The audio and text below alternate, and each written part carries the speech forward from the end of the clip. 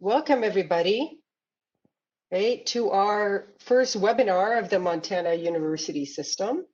We're so glad to have you today, and you're going to be hearing from the leadership from our 3 Montana institutions in the National Sloan Program, and you'll hear from 2 alumni and 1 scholar. So I should introduce myself. I'm Barbara Komlish. I'm the program administrator for the Montana University System Sloan Program. So without further ado, we'll get started. And here's a little outline for today. And as I said, you're going to be hearing from the leadership at the 3 institutions. First from Dr. Aaron Thomas, who's at University of Montana, and he will talk about the National Sloan Program as well as the program at U of M. Then you'll hear from Dr. Beverly Hartline, who's at Montana Technological University, or Montana Tech.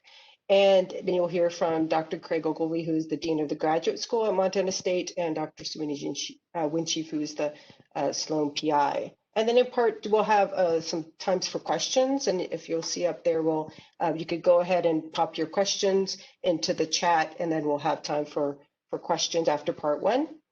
And part 2, we'll have our graduate journey presented by Dr. Ranalda, Tsosie, Shanara, Spang-Gion, and Mariah Romero. And then we'll have time after each one for 1 or 2 questions, and then we'll have a final Q&A session. So, and I will also be posting in the chat, and also on the last slide, there'll be a link for kind of a feedback form for you to connect with us and be able to connect with different people at the Montana institutions, and we could help you figure out maybe what graduate program is the best for you. Without further ado, we'll hand it over to Aaron Thomas. Well, Yat and welcome everyone. Glad that you were able to be on this webinar at this time. Wanted to thank Barbara for putting this together. I'm imagining we'll have a series of these, looking to advertise Sloan, but also hear from some of our alumni and graduates that have been part of this program. So a quick overview of the Sloan Indigenous Graduate Program. This is a partnership between 9 schools. And this partnership has been going on for about 7-8 years or so. So instead of having separate schools doing separate things, we all came together to form a partnership and really just trying to affect change with our Native graduate students in STEM, not individually, not in silos, but as a partner, as a group of institutions. And those institutions, if I can get them all together, are the 3 Montana institutions: University of Montana, Montana Tech, and Montana State. We also have in Arizona, the University of Arizona. In Alaska, University of Alaska, both the Fairbanks and the Anchorage campus. We also have Purdue University, SUNY in Syracuse, and also UNC Asheville. So those are the institutions that are part of the national program. And as a national program, we do try to do things together as a group. The biggest event that we try to do is to gather together at the ACES National Conference. This year, because we were not able to do that in person, we did that virtually. And one of the best parts I enjoy about that conference is when we come together and just have conversations and see what each person is doing and what other natives are doing on other campuses, and the research and the activities. And it's just an exciting time for us all to be together. So we enjoy being as a group. I also enjoy the Montana, the 3 campuses of Montana, and how we come together usually in the spring. Hopefully we'll be able to do that again this year. We usually try to do that around some sort of hot spring somewhere. So a time to relax, but also a time to learn and have workshops and to visit with each other and to form community between our Native students on each of the campuses. I've enjoyed each of these interactions and learning what all of our students have been doing on each of the campuses and the strong work and where they're going afterwards. And it's just exciting what our students have been doing. So if I was just to do a quick overview of what's happening at the University of Montana. So I have myself, I'm the PI for Principal Investigator for Montana Sloan. We also have Blakely Brown, who's also shown here, is also has been a part of Sloan for a number of years. Some of our programs of note is our wildlife biology program, probably our shining star apparently, most recently, it has been viewed as the #1 wildlife biology program in the country. So that's exciting. We also have strong programs in forestry and conservation. We have the individualized integrated PhD program, which actually Ranalda, who we'll be talking later, was a part of, where you get to put together your own PhD program. We also have strong programs in the natural sciences. And we also have somewhat a unique program through the anthropology department in archaeology. So we've had some students that are part of archaeology and also part of Sloan as well. Some of the highlights on our campus, we have the Payne Family Native American Center, a beautiful building that's used for a variety of activities for our Native students. The Spring Powwow, Kiayo, what it is called, and it's a series of the dances, events that surround the powwow. There's a lot of things going on during that week. So we're pleased to host the Spring Powwow. And again, we're all hoping this will happen again in the spring. In Missoula, we have the Urban Indian Health Institute. So especially those that are used to going to Indian Health Services, we don't necessarily have one in Missoula, but we do have the Urban Indian Health Institute. They've also are heavily involved in the community with students and with K through 12 as well. And if you love the outdoors, as with any of our Montana campuses, we have multiple outdoor opportunities, from hiking to fishing to biking to backpacking, whatever those may be. And so if you're worried about social distancing, you only have to go a few miles and you'll be far away from everyone. And it's just a great opportunity just to be alone and be by yourself. Specific on our campus, we do have monthly meetings with our students. We've been hosting those on Zoom right now, but typically those center around some sort of a meal. We have strong peer graduate support. I really do feel that our Native graduate students support each other quite well through various non-sanctioned, I shouldn't say sanctioned, non-planned events, meaning that they're spontaneous birthday parties to go to, or other things that are happening, or centers around sports, or those sort of things. So really appreciate our students looking at each other and getting together around these activities. I really appreciate the connections with the other Montana campuses. Barbara's done an excellent job with helping with events on the 3 campuses. You also hear from Bev Hartline, who's also been integral in helping out with these campus events as well, along with Sweeney and Craig.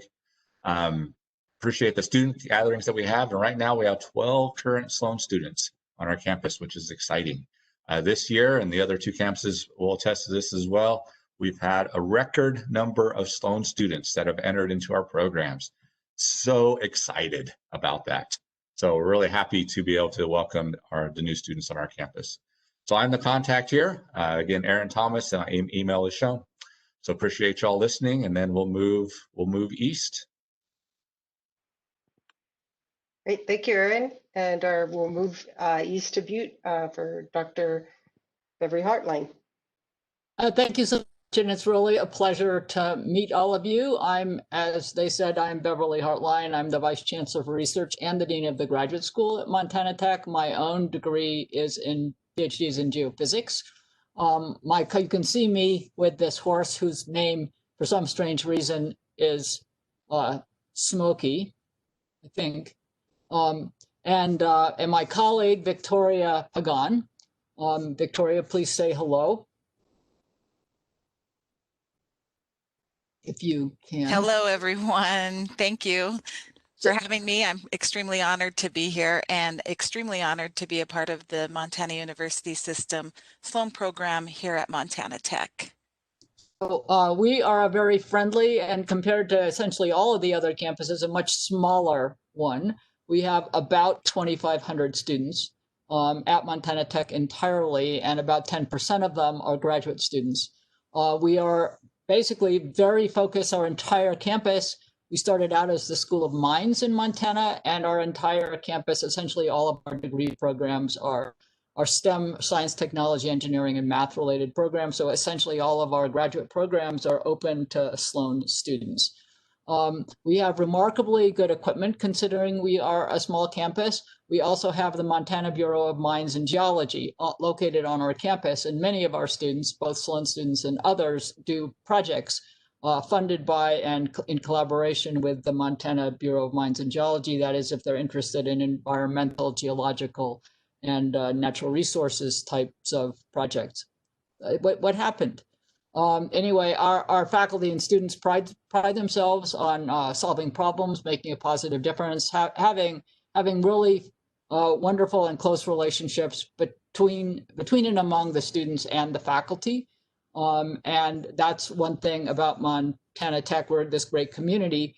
Another thing to say is that Butte is a very low, how do you say, it's a very low cost of living community. And so whereas the stipends and the scholarships, they're better than many students get, in Butte, you can actually live quite comfortably on that amount. Our distinctive programs are 2 PhD programs, one in material science, the other in earth science and engineering. And we have our masters, we have several of them across the engineering and fields, but the ones that are particularly popular with our Sloan students are ecological restoration, environmental engineering, geosciences, industrial hygiene, and many other natural resources engineering field. Plus, we have an interdisciplinary master's program, and we actually will participate in the University of Montana's interdisciplinary PhD program. So if you had faculty at Montana Tech who you really wanted to work with and an interdisciplinary PhD, then that could be done under the official University of Montana, that PhD program that Erin mentioned. And in our interdisciplinary master's program, you basically create your own, and you'll be hearing from Shani, who did that a couple of years ago between hydrogeology and technical communication / policy areas. Butte, like Missoula, Butte has an urban Indian health service. It's called, in our place, it's called North American Indian Alliance. They sponsor a powwow every year, and Montana Tech is and can be part of that. We'll participate there. We'll interact with them. I'm not sure if they had it this year. It's always in September, early September, shortly after Labor Day. It's a great event. There are also many families in Butte that are native families who the NAIA works with, and we've had our ACES chapter collaborating with the local community, tutoring, other opportunities, networking, and working with the, there's about, and Victoria can help me here, I think there's a couple of hundred Native American families in Butte, right close to Butte, go to the public schools here, and our Native students like to work with them.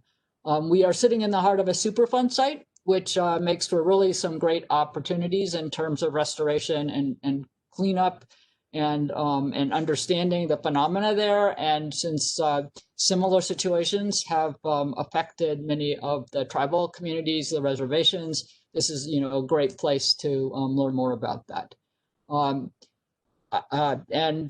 You can contact me. I have this generic email address, graduatedean@mtech.edu. It probably gets half a dozen emails a day. The ones that with my name in it, it probably gets 200 a day, and I miss a lot of them because of that. This shows you some of the work that our Sloan students have been doing, and we would love to host you in Butte and answer any questions you might have. Thank you, Bev. Now continuing east to Bozeman to introduce Dean Ogilvie. Can say some words. Thank you, Barbara. So certainly an honor to be here and good to meet you all. My name is Craig Ogilvie. I serve as graduate dean, and I've been here in Bozeman for just over a year now. Montana State University, we are the largest of the three universities represented here. We are a Research One university, but we're really student-centered, and that comes a lot from the leadership of our President Waded Cruzado. Very much student-centered. How can we help our students thrive and succeed? Like Many universities, our colleagues, further west of us, we have a broad range of graduate programs spanning across the whole STEM.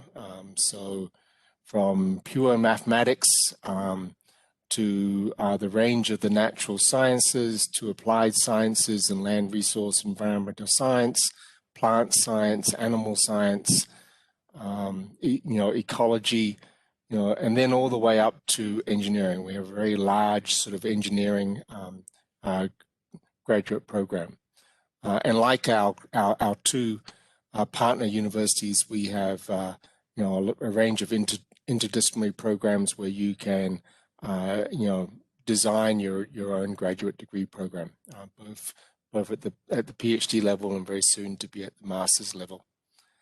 I think the characteristic of the academic side, and then my colleague Professor Sweeney Winchief will talk about the community building side, is not only are you developing the skills and knowledge to make a difference in your communities and in the world and the challenges that are facing our world, but you're also broadening your skills, right? So we're making a big emphasis at Montana State about the professional development, a holistic view of the growth of a graduate student, with a lot of emphasis on supporting you through your writing, your teaching, the development of leadership skills, teamwork, but also career support, helping you build the career that you're most interested in. And part of that certainly comes from the community that is in around the Sloan community here. And for that, I'd like to hand it over to my colleague, Professor Sweeney Winchief. Thank you. Can you hear me okay? Had a weird mic check this morning. We good? All right. Hakuna. I just want to welcome everyone. I guess I should say yate to Ranalda and Aaron out there. One of the things I'd like to start off with is a land acknowledgement, and there's been a little bit of some controversy around land acknowledgements and how they've become cliche. And I want to recognize Montana State University as a land grant institution, which is directly related to three federal policies that are connected to the displacement of Indigenous peoples in North America. So with that, I call my colleagues at other land grant institutions to recognize that we have the opportunity to reimagine what that land grant status is and the relationship with Indigenous peoples.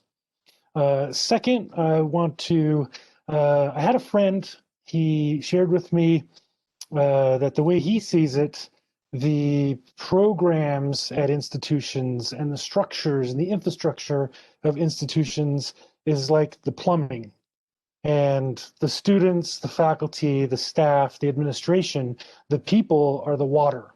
So I would like to spend a little bit of time first thanking Dean Ogilvie, who has to remind me time and time again to call him Craig, which I think speaks a lot to the approachability of our faculty, staff, and administration. I appreciate Craig's support from the graduate school. I think that not a lot of student groups get to have the dean of the graduate school show up and hang out with their scholars, and we're one of the lucky ones. So thank you, Craig, for that and for providing a platform. Also, I think Barbara was rather humble in her introduction. She's absolutely focused on supporting our American Indian students in STEM. She could be like that auntie that asks and then maybe emails and then maybe texts. But the important thing is she does so toward student success. She's also been supportive and helped students out through times when life happens, but you still want to graduate. I don't think we have any of our faculty on here, but our faculty have the opportunity to participate in the Indigenous Mentoring Program. Our goal behind the Indigenous Mentoring Program was essentially to provide good mentorship because there seemed to be a disconnect between the culture of STEM and American Indian Alaska Native student realities. So in order to bring them around a little bit, they've participated with students in things like river trips, and they're at our monthly meetings with students, asking questions even of other students when they're presenting in our monthly meetings. So in some cases, they're even traveling back home. I know that that's been the case both at Montana and Montana Tech, where we've had faculty travel home with their students in relationship to the research that they're doing. And then finally, you can't forget our students.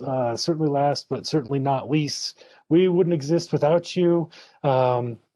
You are the co-construction of a community that was not here 5 and 6 years ago. We have successful graduates that have the capacity and ability to take their research back home and present their research to the tribal council, for instance. A lot of communities want to know what happens to their students when they come to our institution. And by being able to go back home and present their research, we're communicating openly that this is what's happening and this is how it's impacting communities. Not in all cases, but some. I would say PWIs typically are not serving American Indians and Alaska Natives in STEM.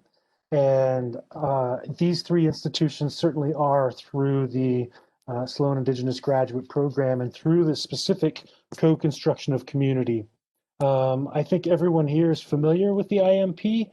I guess if there were actions that I could pass on to anybody that's on here, it's to seek mentorship, both from those who've been where you want to be, but to also near peer mentor or mentor students who are in the same process with you, as well as find mentees to fill your shoes when you leave, which makes for a little more specific but a little more precise recruitment.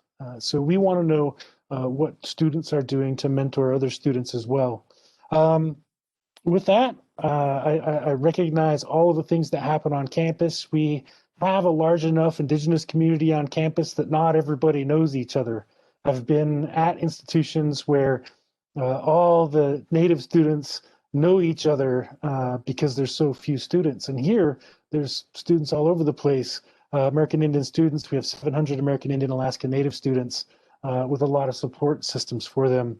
We're opening a new American Indian Hall in fall of 2021. I've always been a little bit envious that the Payne Native American Center at the University of Montana went up after I left, and I haven't had a chance to enjoy it as much as I would have were I there.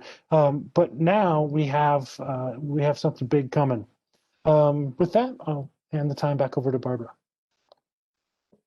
Thank you, Sweetie. And I don't see any questions from the attendees, so I think everybody's eager to hear from our alumni and scholars. So I'm going to stop sharing my screen, and I will hand it over to Dr. Ranalda Tsosie.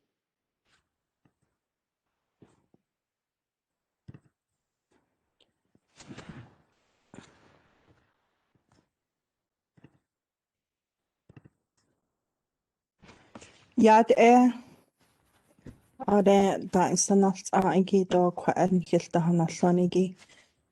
She Ranalda Tsosie and Chia Tola Condet Nasha do Denenshle.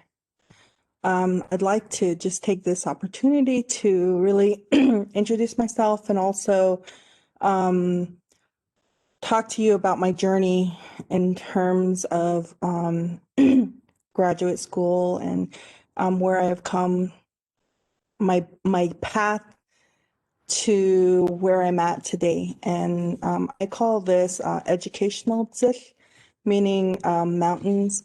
There's so many mountains and things that we climb and we ascend to, and really it's a fight sometimes for Native students. And I think for me, it took me a while, and when I finally started going back to school, it was important for me to overcome some of the barriers and really the challenges that a lot of Native students face. I'm originally from Twitlacon, Arizona, which is Sweetwater, Arizona in English. It's on the northeast side of the Navajo Reservation, and I journeyed all the way up here to Missoula, Montana to complete my educational path. And with that, so some of the questions that were asked of me to answer was really what things really inspired me to pursue graduate school. And part of that is really number one being my community. So my community has been plagued with left with lots of different types of legacies, from uranium mining, vanadium mining, and a number of different things, and coal. And my community specifically is really suffering from the impacts of uranium and vanadium mining. And a byproduct of that is arsenic contamination as well. So for me, when I first started my educational journey, which was when I was a child, my grandmother would often have a bunch of things for me to do at home. And part of that was like herding sheep. And I would often find myself doing other things that were more interesting to me than watching the sheep. And she'd really get after me about that. But little did she know that curiosity brought me to where I am today. And that is something that I've always kept with me is my grandmother's teachings all the way through to where I'm at today. And it's still continuing as she's 91 years old, and she'll be 92 next year. And I'm just really very happy, and I take a lot of pride in the fact that I still have my grandmother around. Secondly is my family. My family really were the ones that inspired me to pursue. I have my own family. I have 3 children of my own, and I raised 4 of my brother's children. And so I have a total of 7 children. And then the way I thought about it is I needed someone to look up to when I was growing up. And I knew I always wanted to go to school and get an education. I never envisioned getting a PhD, but and doing the type of research that I was doing, but I know I wanted to get an education.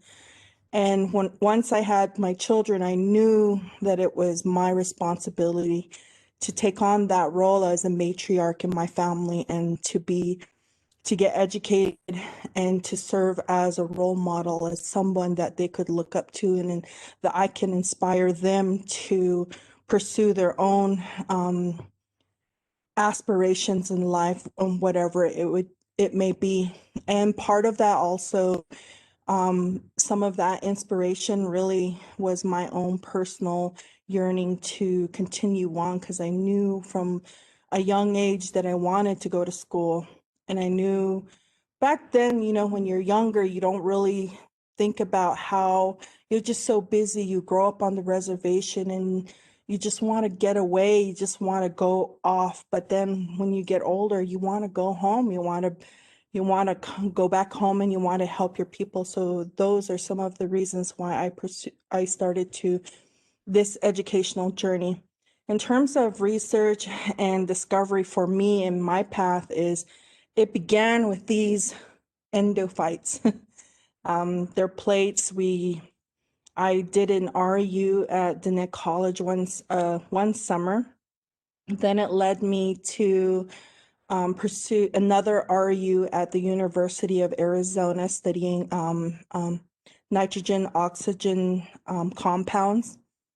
And then when I finished my associate's degree from Dina College, I moved on to the University of New Mexico, where I was in the Initiative to Maximize Student Diversity program, which is a program that is a pre-doctoral program for undergraduate students. It gives them, provides them opportunity to work with researchers through a number of different fields. My research was really focused in biomedical, and I studied uranium there at a micro level. But I was more interested in studying uranium at a macro level. So that's when I came to the University of Montana to study uranium. So here, when I started graduate school here, my first desk was this BIA looking desk that you see down here. Metal, hard to move. And I remember being in that office by myself. And for me, my experience for graduate school was unique because I didn't unlike most graduate students, they already knew who they were going to work with. But for me, I didn't know that. I sort of had an idea of what I want. I knew what I wanted to study, but the problem was pairing with the right advisor and the right professor to ensure that I go along that path. But I chose an advisor, eventually chose an advisor. His name is Dr. Edward Rosenberg, who's in the middle of the top photo. He said no to me a number of times because he was on the verge of retiring, but I kept bugging him. And I bugged him, and then finally I said, okay, I need to talk to him and really let him know why I want to study under him. And so I did. And I pled my case, and he finally thought about it and accepted me for to be in his lab. And that's when I started to really explore silica polyamine composites and how I could use these materials to address some of the water contamination issues that my community was facing and suffering from. And it really provided me an opportunity to do things for the first time that I guess regular graduate students wouldn't normally do, is to come in and say, this is what I want to study, and propose it. And instead of having my advisor say, no, you're going to study this, figure out what you want to do in that under the same discipline. So for me, I thought that a lot of graduate students today are clones of their advisors, and I didn't want to be a clone. I wanted to do what I wanted to do. I wanted to study. I knew where I wanted to go. And there's not a problem with that. You just have to go to your main advisor and talk about that. But part of that is finding your own funding.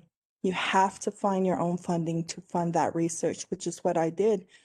And that's how I got started. And today I'm done with that, and I'm starting on my next path. But for me, in terms of seeking a community, I had a hard time when I first came to the University of Montana because I was far from home. I was more 1,100 miles away from home. I wanted to be able to have a sense of family. So I reached out to my fellow Sloan scholars. I reached out to the Native community in Missoula, and I really got to know people, and those people, big individuals, and the Sloan community became my family up here. So it's my family away from home. And really, I wanted to be able to do something that meant a lot, and that as far as research. And I was asked talk about the Sloan program and what it meant to me. To me, is they're my family. They supported me through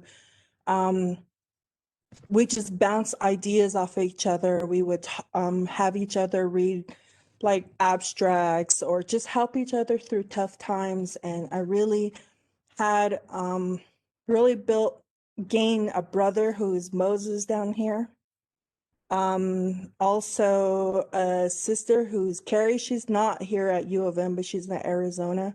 And through the not only the UM Sloan program, but through the extended Sloan program, I have so many science brothers and sisters that it's just crazy the amount of people that I really got to know and to network with and to be able to have contacts with. If I have a certain research question or science question that I'm not familiar with, I have a network that I can reach out to that is really, I think, is so valuable for me as an Indigenous scientist, is that you have other Indigenous scientists that you can reach out to and you're able to collaborate and talk it out. But one of my favorite most memories about being in graduate school is this picture here, which is of the police in the background. And so we had a fire in our lab, and then this was followed by me dropping a bottle of, I can't remember exactly what it was, but a huge bottle of ether. And I was like, I just tried to do what I could, and I was like, okay, I can't handle this. So I went away and I just called people, and then I walked outside, and then I was like, then I started hearing sirens, and I was like, please don't be that, please don't come this way, please. Sure enough, they were here for all because it was a Rosenberg lab mistake again. So, and you know, it's just one of the funniest things that I think that I got to experience is really having a lab emergency and couple of those, and just really living to talk about it, and thinking about now how funny that is, you know, even though my advisor was pretty mad about it, but it's still funny. But I really got to have build this sense of family with all of my colleagues. And to me, my husband always tells me that you're going to save the world, Reg. Always says that to me. So my sign was what's next after my PhD is I want to save the world. And for me, that's the world, meaning my home community. I want to bring home the solution, the point of use filter that it's currently a prototype, but I'm trying to do the next step, and I want to be able to use some of those technologies to go and to address these water contamination issues that I'm facing, that are my home community is facing, and hopefully it could be applied to other communities like Flint and like in South Africa where they're suffering from uranium. So I really believe that the prototype that I worked on is something that could be very beneficial to humans. And that's all I have. Thank you for listening. Thanks for Ranalda. We know you're already on the way to save the world. We know that. And I don't see any questions typed in for Ranalda, but keep them coming. Hopefully we could save a little time at the end for questions. But if you could, stop sharing, Ranalda, and then we'll, I think, move on to Shanara, Shani, who's also a woman on the move because she's on the road right now and stopped at a coffee shop to be able to participate enthusiastically in our webinar today. So thank you, Shani, and feel free when you're ready to share your screen.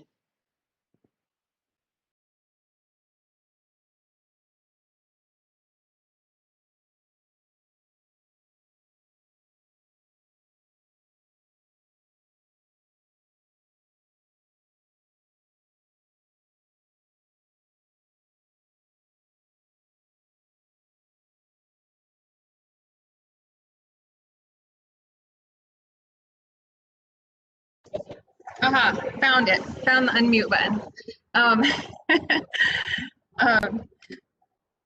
Hivawana, Hivaeshev, Shani Spang-Gion, Nahashave.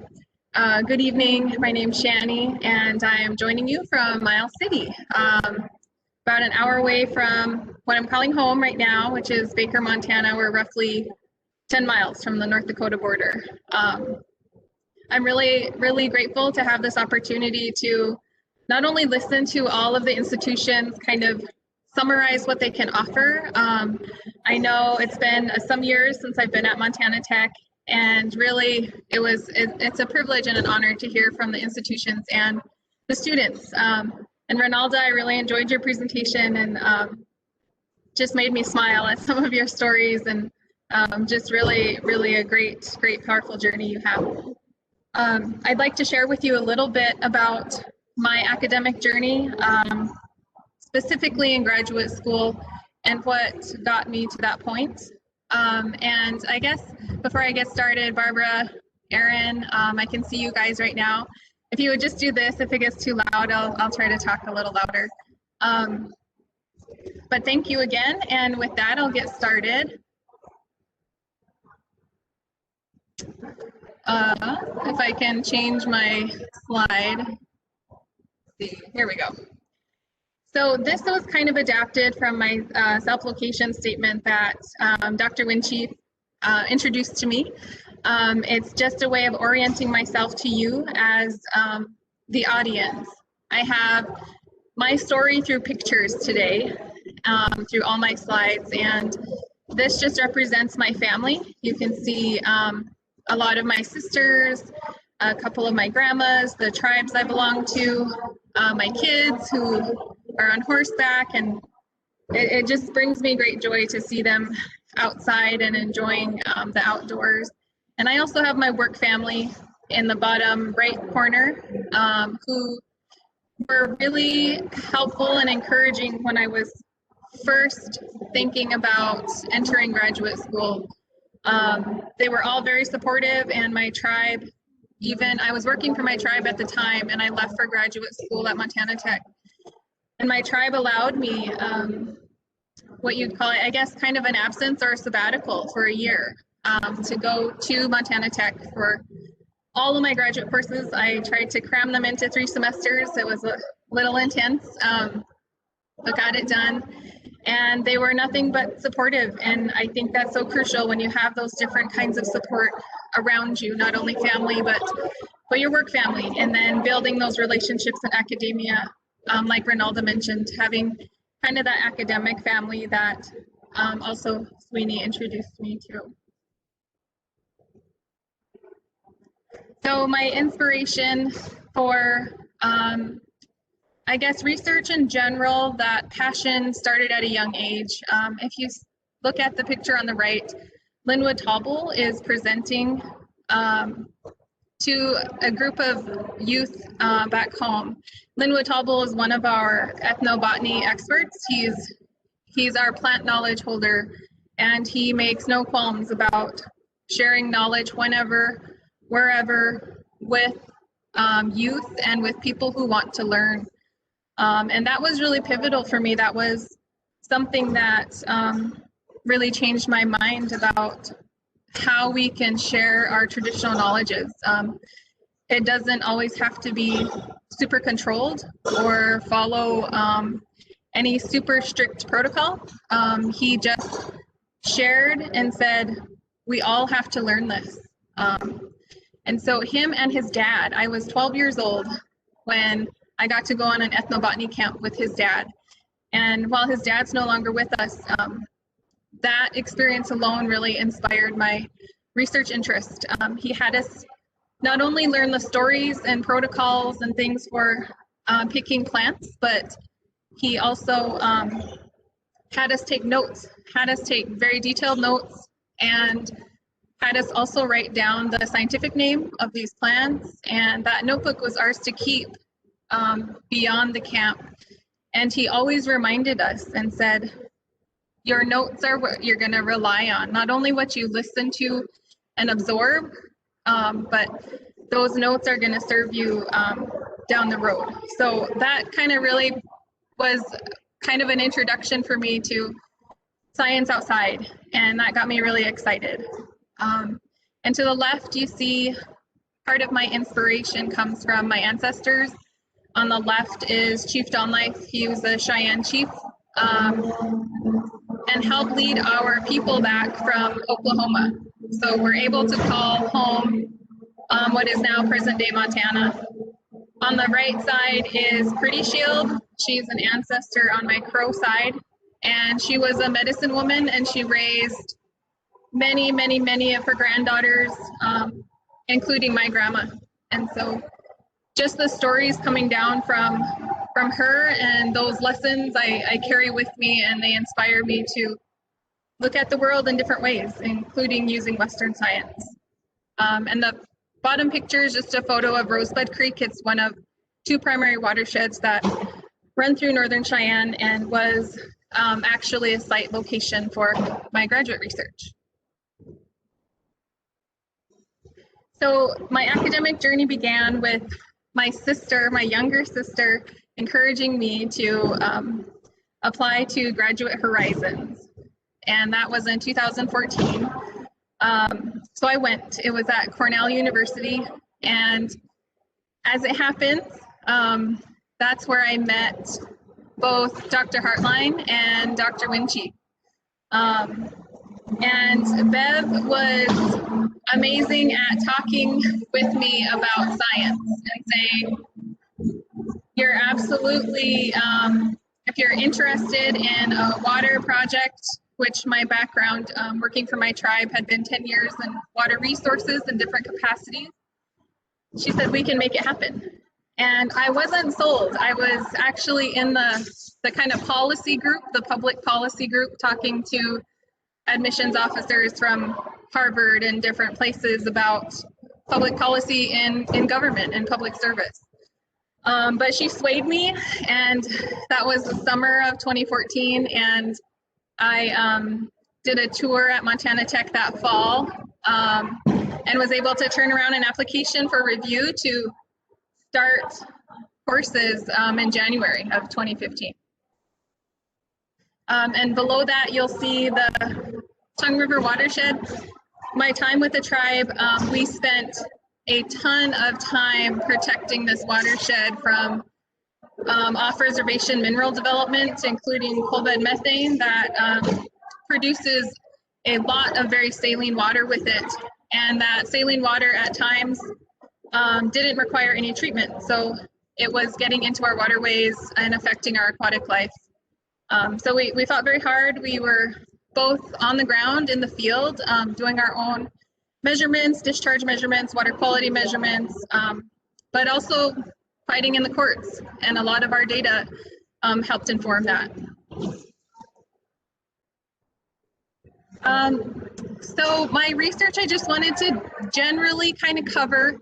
Again, I am Northern Cheyenne Crow, but my research focused on Northern Cheyenne, specifically the portion of the Rosebud Creek watershed that transected and crossed into our political boundaries. I wanted to understand the groundwater surface water interaction of that water, and I used stable isotopes of hydrogen and oxygen to kind of tell that story and try to understand where that creek was gaining water and when it was losing water and when. And there were some seasonal changes, but there were also some changes in the water quality that we couldn't definitively explain. We were trying to think of other ways to address that, and unfortunately, that's probably a PhD level project. But the other side of my research, what was really important to me was bringing our tribe's own traditional knowledge to the table and having it as a counterpart or kind of an alignment and synthesis with Western science and how we looked at and viewed water, how we treated it, how these knowledges affect our relationship with water and other natural systems was really important to me to look at and consider, especially because at the time, our water policy on Northern Cheyenne was very much within the federal government framework. So whatever the federal government wanted us to see with water, whether that's through the Clean Water Act or other acts where we were able to get grant funding to fund our work outside. So we didn't really have something that reflected our traditional knowledge, even if it was just in a policy, for instance, a water code or our constitution or our water quality standards. It was sort of alluded to and kind of assumed that that was the framework, but there was really no explicit way that we were stating that to these federal agencies, as well as actively practicing it in everyday field work. So that was very important. I wanted to figure out how we could do that for our tribe. So talking the Sloan program, I think the Sloan program means a lot of different things to me. I thought it was especially powerful on my first visit to Montana Tech that I met with 2 Sloan scholars, and they shared everything. I mean, not just the academic rigor of Tech, but also what their experiences were as Native students at Tech, as parents, as graduate research assistants. And that was really, that meant a lot to me to say, okay, I can see myself here on this campus, even after being out of school for 10 years. It gave me a little bit of that confidence to be able to see myself re-entering a program after being out of school so long. The other thing is I was really grateful for the opportunity to meet other Sloan scholars and really hear about their research as well. And that relationship you build with people within Sloan, but also outside of Sloan, I thought they're continuing to be really powerful relationships for me. I consider, Sammy Mataw a really good friend. We call each other our academic brother and sister. And just some others I've met from University of Arizona. And some of them are even professors now. And it's really powerful and amazing to see what the Sloan network can offer and how it can even help you expand your thinking about Western science and what you might be able to do. So Sloan has been really, really good to me just on a practical level as well. Like I said, I kind of did a very, very intense course load at Tech because my family, part of my family stayed home and my daughter came with me to Butte. And having those obligations, I guess, of trying to sustain 2 households across like a 5-6 hour stretch in Montana and being able to drive home, none of that would have been possible, I don't think, or would have been super difficult without the support of Sloan and the folks who are behind Sloan, but also with that, that financial support meant all the world to me and was able to make my graduate program possible. I feel like I've flown through my presentation, but if you have any questions for me, I'd be happy to answer. Thank you. Thank you, Shani. I'll let you stop sharing. Great, thank you. And I don't see any typed in questions. I think I'd rather move on to our last presenter. Again, I am recording, so if you we're running a little bit late, but I could share the recording if you need to step off, but hopefully you can stay with us. And I will also open it up to the audio to ask questions at the end if you're on a phone and can't type in anything into the chat. So Mariah, if you could share your presentation, I'll turn it over to you. Awesome. Okay. So, hi everyone. My name is Mariah Romero. I'm a third-year PhD student at Montana State University. And before I begin, I would like to acknowledge and thank the institutions that are listed at the bottom of the slide. I just would not be where I am right now in my academic career if it was not for the support, financial, and from like the department and faculty members of these institutions and organizations. So for those of you who don't know, my hometown is Tucson, Arizona, famous for its Tucson Gem and Mineral Show. At a very young age, I grew up playing outside a lot with my siblings and my cousins. And occasionally my mom would take us to the Gem and Mineral Show whenever it came into town. So at a young age, I was curious about the rocks around me, the mountains around me. And it wasn't until I was about 12 years old, my mom showed us Dante's Peak, and that's where my passion really ignited for earth sciences, volcano processes. I wanted to be like Pierce Brosnan, studying volcanoes, being at the site, collecting data at the field area. And so I pursued an undergraduate degree in geosciences at the University of Arizona. And through that pathway, that's where I got really involved with undergraduate research. And that's what really inspired me to go into graduate school. So I started to move away from becoming a volcanologist and go down the path of a sedimentologist, geochronologist. As an undergrad, I did field work in southwestern Montana. I worked in a laboratory. I presented research on the samples that I had analyzed, and I presented this research at national conferences, one international conference. As a senior, I was a research assistant with working at the Arizona Lasercron facility there. And I wanted more responsibility. I wanted to work more with the instrumentation. I wanted to understand more about the rocks and the project that I had been contributing on. And so some of these figures right here, the far bottom left, that was during fieldwork in Montana with the Keck group.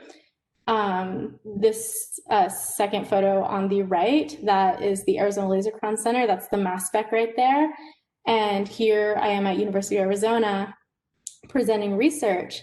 And all of those combinations of field work, lab work, discussing science, working with lab instruments, that's what really motivated me to continue my education, continue to ask questions. And so I applied to the master's program at Purdue University, and I wanted to get a master's in geology. And through there, I was able to earn my master's, and having worked with Ken Ridgway, I wanted to continue my education in a PhD in earth sciences at Montana State University. And while I was searching for a mentor, I also wanted to keep in mind that I'd want to work with somebody that had similar interests in addressing the geologic problems that I'm interested in answering and shedding light on. I also wanted to work with a mentor that has interest in similar analysis methods, such as geochronology, thermochronology, I have a background in, but I also wanted to learn a new dating technique, such as uranium, thorium, helium thermochronology. And this left photo right here, those of you who are part of our Sloan meeting last week, this should look very familiar. And what I want to emphasize here is that this region right here is part of the basin that I want to focus on. But within this basin, we can get an idea of where sediment was coming from, such as the source, what was the thermal history of the basin, what is the underlying rocks beneath the basin. So these are things that I wanted to continue to learn and understand. And so at MSU, I was able to reach out to Dr. Devin Orm, and we started talking about a research project, and I applied to MSU, got in, became part of the Sloan community. And since then, my PhD research involves looking at the basal stratigraphy of the Great Valley Fork Basin, trying to understand the thermal history, and also trying to look at the underlying rocks beneath that basin. Now that I'm a third year, I'm starting to think more about what career paths would I like to follow or go down as I start to try to wrap up my PhD. But I could go into academia, such as teaching at a university. I could work for the USGS, work with forestry. I could, become a consultant for hydrogeology or some sort of hydrogeologic company, or even work with NASA. So right now I'm thinking of applying for a postdoc position sometime next fall that would allow for me to merge my geologic background with the planetary science project. And this could potentially open up pathways for me to work with NASA scientists. And these images on the bottom are just photos taken from Mars. But since I've completed my master's program at Purdue and started the PhD program at Montana State, what SIGP means to me is first and foremost family. I cannot emphasize that enough. I've met one of my best friends, Ray Allen, through Sloan. And we have our monthly meetings, which is awesome for us to connect, especially during these the tough times with COVID. But also at these meetings, we can reconnect with each other. Some individuals are not able to make it to every meeting because they have work or family that they need to tend to. But once they come to the next meeting, we reconnect instantly like cousins. Like, I can't emphasize that enough, that those family members that you rarely see, but once you see them, things pick up right where they left off. I definitely feel that with the Sloan community. I can relate to many of the Sloan scholars throughout, being at Purdue and MSU. We have discussed our struggles of leaving our homes and communities. And it's hard, especially going from Tucson, Arizona to Indiana, and then from Indiana to southwestern Montana. So I'm doing all of this jumping across the country, but connecting and relating to those other Sloan scholars, it's really helped me navigate through graduate school. The advice, support, and encouragement from the Sloan community has helped me with adjusting to each new setting. I've definitely gained a sense of belonging, especially with Barbara being our auntie. She texted me like literally 30 seconds as I was logging on. So I really appreciate the support and the love that I feel from this community. We also help each other throughout our program. Last spring, we started a writing group, and that was really great. Stephanie Ann and I, we were able to really help each other with working on our qualifying exams for our PhD programs. She does research in biochemistry, I believe. And so I was able to learn about her research project, and she was able to learn about mine. But we were also able to strengthen each other's writing and support each other through that writing process. And so that's something that means a lot to me ever since I've been at MSU. And these photos on the bottom from the Indigenous Knowledge Field Camp, these three right here, Stephanie Ann was on that, Josh was on that. I feel like we got a great bond as soon as we came back from the field trip, and every time we saw each other at our monthly meetings, where we just instantly got together and just started chatting again. So it was really nice to break that ice, get to know each other, get to know each other's backgrounds too, what led us to MSU. This photo on the right are the graduating students that were part of that graduated in May 2018. And so each of them too, we're all still good friends on Facebook and Instagram. And one thing that I would recommend to students who would want to explore a graduate program in the STEM field in Montana is that we have a solid research institution. We're an R1, but also the community, the Sloan community there has definitely strengthened within the last few years that I've been there.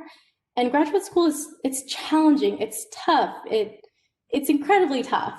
But when you have a good group of talented and strong individuals that you get to see on a monthly basis, and they genuinely ask you, how are you doing? Like, that really gets you through all of the obstacles. And so that's my presentation, and I'm happy to answer any questions. Thank you, Mariah. And, I think more and more we're seeing that because we have our National Sloan program, that we could have students that maybe do a master's at one Sloan institution and then they transfer to another institution. And it's just kind of building those networking and those connections. And Mariah is, one of our scholars who's been both a Sloan Scholar at Purdue and at Montana State. So thank you for Mariah. If you could maybe stop sharing. And I'm going to share the last slide, which see, just has kind of a thank you to everybody, and then that tiny URL that I've been posting into the chat if you haven't seen that. Again, I'd like to thank Ranalda, Shannon, and Mariah for sharing today. And we have, those of you that have stayed on and you have questions, I'd love to have you either or introduce yourself if you wish, or ask a question. And if you haven't already connected with me or somebody at Montana Tech or U of M, if you could fill out this form so that we can make sure that we are in touch with you and can connect you to faculty mentors that you might want to get in touch with.